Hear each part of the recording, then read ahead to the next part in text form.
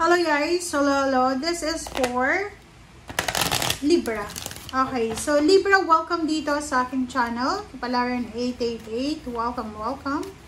Alamin natin ko ng messages, vibration, gabay, energy para sa inyong lahat, Libra. Okay, wealthy man, number 13, number 4. So, this week ay isang mayaman na lalaki ang posibleng focus mo or kadil mo, okay? Or maybe you're focusing sa financial. Wow! Are you single, babae man or lalaki? Sinasabi ng para sa'yo dito na posibleng may mayaman na tao dito na gustong makipag-collaborate sa'yo, gustong makipag-partner sa'yo. It's either nagko-court siya sa'yo or parang yun, nililigawan ka niya na maging partner mo siya sa trabaho, sa team, ka-team, or pwedeng sa negosyo, or yung pinaka malapit dito is relationship. Okay? Doon sa mga Librang single, single mom, single dad, possible kayo na magkaroon ng connection sa isang mayaman na tao. Pwedeng yung taong to ay magkakagusto sa inyo, o yung taong to ay gustong makipag-collaboration sa inyo. Parang nakikita nila na etong Librang ito ay napakasipag, etong Librang ito ay napakagaling. So, kailangan ko siya. So, kaya yun yung rason kung kaya ang taong mayaman na yan ay supportado ka. Kumbaga, magiging source of strength mo siya. Magiging source of happiness and strength. Kasi, give and take to eh. Diba? Alam niya na kung ano yung magagawa mo sa kanya through partnership. And ikaw din, magbe-benefit ka rin sa kanya financially. Parang ano to eh, itong mayaman na taong to ay kailangan niya ng lakas mo, ng strength mo, ng kaalaman mo, and kailangan mo rin, or kailangan niya yung serbisyo mo, kailangan mo rin ng pera niya. Parang ganon. Please comment down below if you resonated. Okay, Libra. Sa ilalim mo dito, Death card, and Ace of Pentacles, and Justice, and Three of Cups. So, meron ditong Libra na posibleng kayo ay magkakaroon ng celebration. This is promotion. Okay? Merong contract signing, merong new job, new career, justice, celebration talaga siya. About family. So, please comment down below doon sa mga Libra na may isa-celebrate kayo sa linggong ito. It's either birthday ng kapamilya, or pwedeng any occasions na pwedeng magdadala sa inyo ng pera, ng kontrata, ng good karma, ng happiness, joyful occasions, or any celebrations.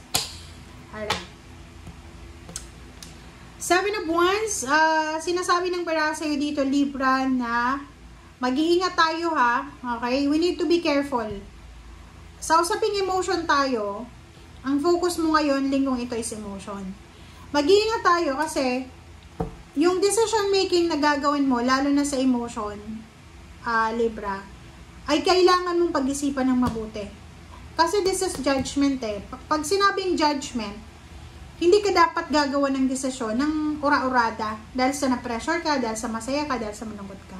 Kailangan yung judgment mo, kahit na alam mo na makasakit siya sa ibang tao, as long as na hindi siya makakasakit sa kalooban mo, hindi yung pagiging selfish ha. Ito ay self-love.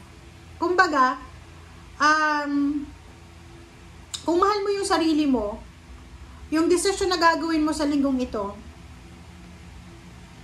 or ilagay na lang natin na, like for example, if you're mother or father na Libra, and alam mo na yung anak mo, or pamangkin, or apo, meron siyang ginagawang mali or masama.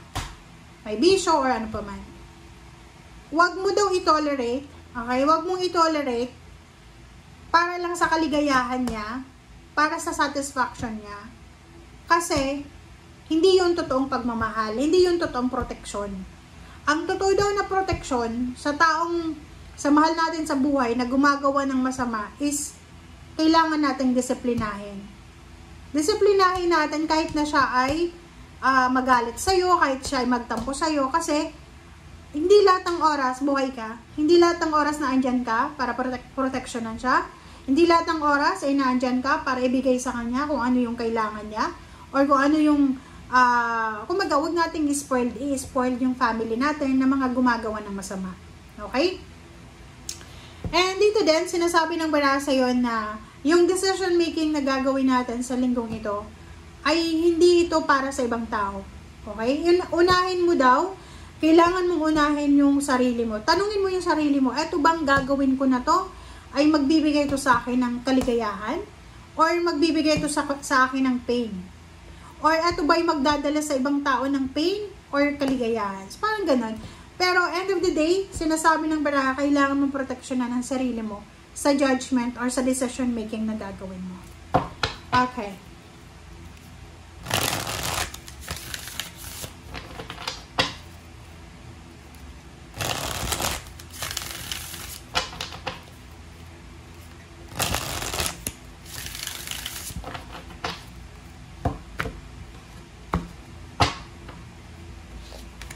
Okay, 5 of Discs,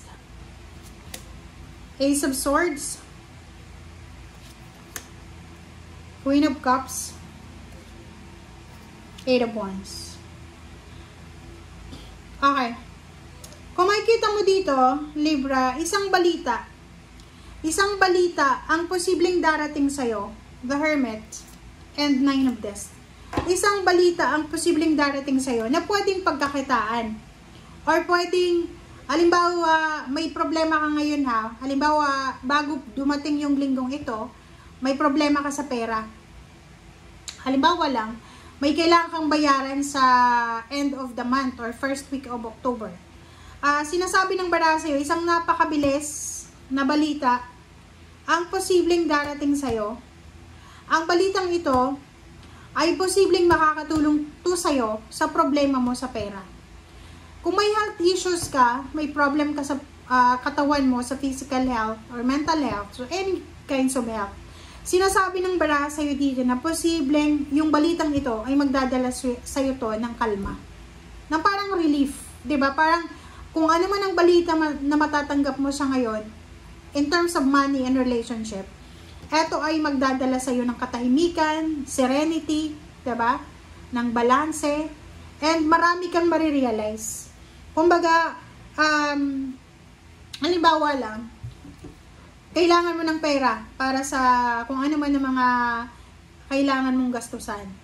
Yun, sa linggong ito ay posibleng makatanggap ka ng offer, like additional offer, yun nga, is a wealthy man, isang lalaki or isang babae na posibleng mag-offer sa'yo ng trabaho, part-time, Saturday, Sunday, or maybe sa gabi, kailangan nila ng katulong or security guard or kasama sa bahay. So, kung ikaw ay free, kahit na may trabaho ka sa umaga, tapos gusto mong magkaroon ng additional income, possible yung mga ganitong scenario na darating sa'yo. Okay? Thank you guys. Bye!